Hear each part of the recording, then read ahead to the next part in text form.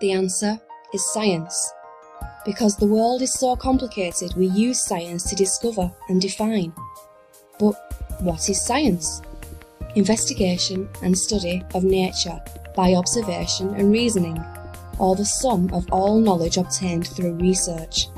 Basically, a sum of tests, numbers and letters which altogether can define. But how? Most people recognise marks as values, and the best known groups are letters and numbers. They are inventions which help us to understand our environment. To better understand how these marks came into existence, let's see a brief history of mathematics.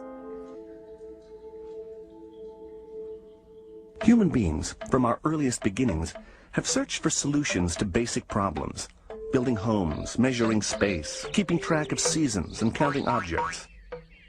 Over 30,000 years ago, early Paleolithic people kept track of the passing seasons and the changes of weather for planting.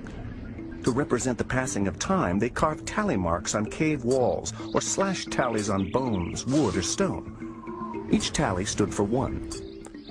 But this system was awkward when it came to large amounts, so symbols were eventually created that stood for groups of objects. Sumerian clay stones have been found that date to the 4th millennium BC. A small clay cone was used for 1, a clay ball was used for 10, and a large cone stood for 60. Written records from around 3300 BC show that Babylonians inscribed amounts on clay tablets with a reed.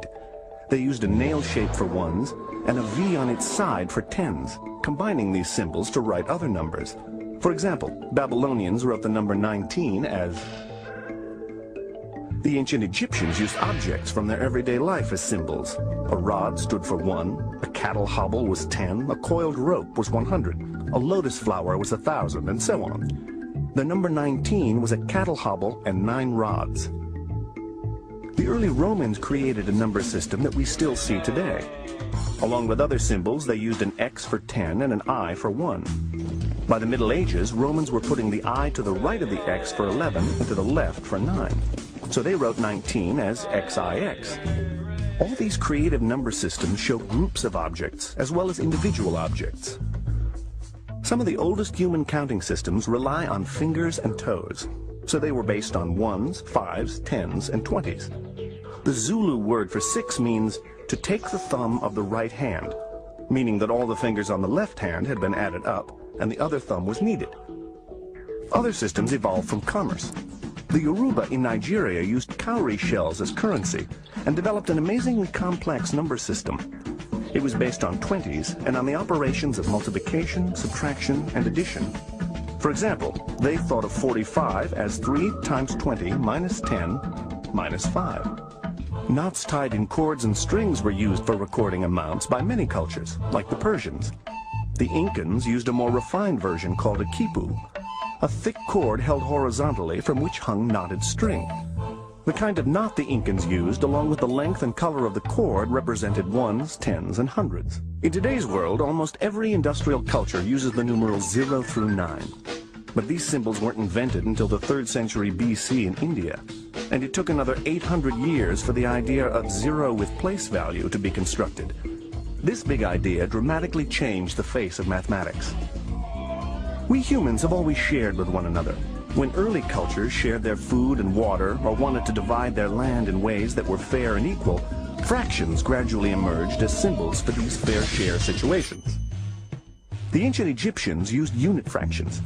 Fractions where the numerator is 1, like 1/2, 1/3, and 1/5, and would add and halve these fractions. If they wanted to divide 3 loaves of bread equally among 5 family members, they'd first divide the first and second loaves into thirds. Then they'd divide the third loaf into fifths.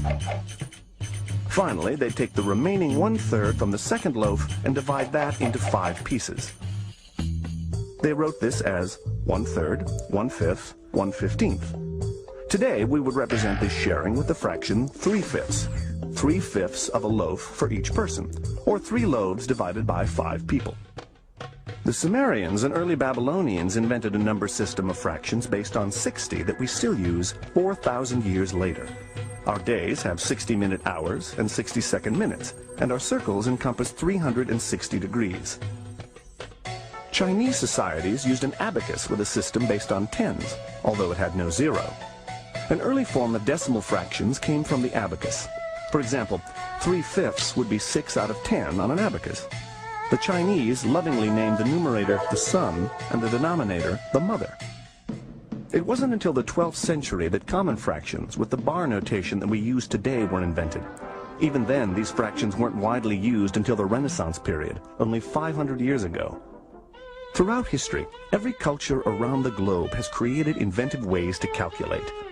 To solve a problem, say 12 times 15, early Russian peasants used a system of doubling and halving. When an odd number, halved, resulted in a fraction, they rounded down. Then they added the factors associated with the odd multipliers.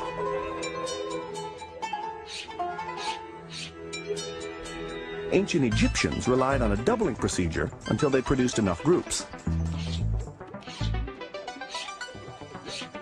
Then they added these groups to find the answer.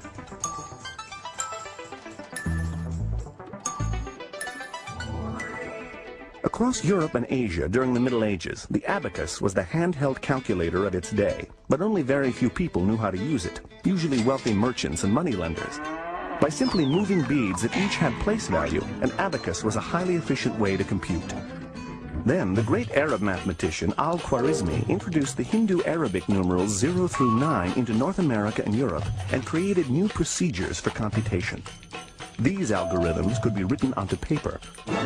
Over the centuries, learning the algorithms became the hallmark of an education as students were taught to compute long columns of figures, borrow and carry, and do long division efficiently and reliably. They could now keep records of these procedures and check results. Today, complex calculations are done with a handheld calculator. This means students need the ability to check the reasonableness of the answer and to have a rich repertoire of mental math strategies to do that. Most simpler computations, like 12 times 15, can be solved mentally using a variety of strategies.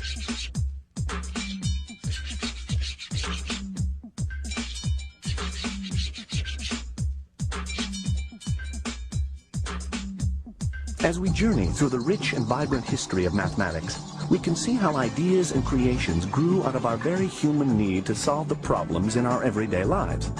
Through time, the mathematical explorations of men and women from around the globe have given us fascinating lenses that help us to mathematically view and make sense of our worlds. Science is the collection of facts arrived at by defining what we observe and running tests to discover. Mathematics, chemistry, and physics represent fixed languages which are not subject to interpretation. Languages used to describe what we observe and to test those observations in order to prove them. Think of DNA, cells, galaxies, fruits, laptops, air conditioning. Think about cars, food, houses, fauna, flora. Think about atoms, body parts, climate, or the clothes you wear. And realize that everything is defined or created by science.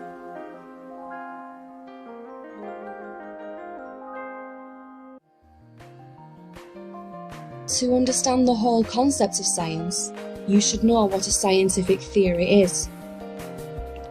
A scientific theory comprises a collection of concepts, including abstractions of observable phenomena, expressed as quantifiable properties, together with rules, called scientific laws, that express relationships between observations of such concepts.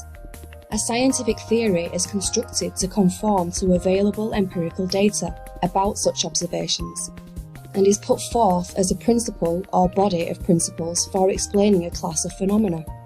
A scientific theory is totally different from any other theory. It is the most probable variant resulting from recent discoveries.